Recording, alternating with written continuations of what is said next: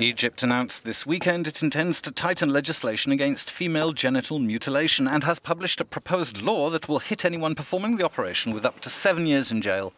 The government wants to crack down on the practice, which is already against the law but is widely used nonetheless. A UNICEF report published in February declared that at least 200 million girls and women alive today have suffered FGM in 30 countries, mainly in Africa. FGM is recognised internationally as a fundamental violation of women's and girls' rights.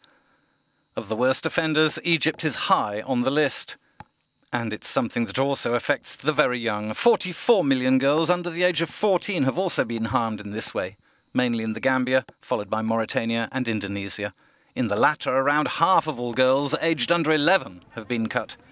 Ifra is just 17 and lives in a refugee camp that hosts thousands of displaced Somalis fleeing the 2 decades-long civil war. I underwent FGM at the age of 8. I experienced many problems when I was circumcised. I was at home in great pain and bedridden for several days due to the stitches. My legs were tied together to ensure I didn't move so the stitches would stay in place.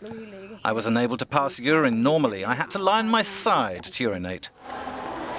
At Benadir Hospital in Mogadishu, victims stream in for treatment, either for reconstructive surgery or complications during pregnancies. When the baby comes into the birth canal, cannot come outside.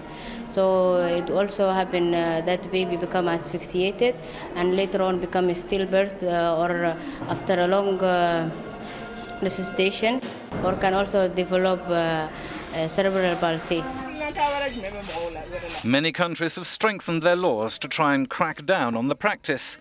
And on a more local level, many communities are taking a public stand against FGM, says UNICEF in its February report. They are opening cracks in the edifice that allows the organisation to hope for progress on the issue.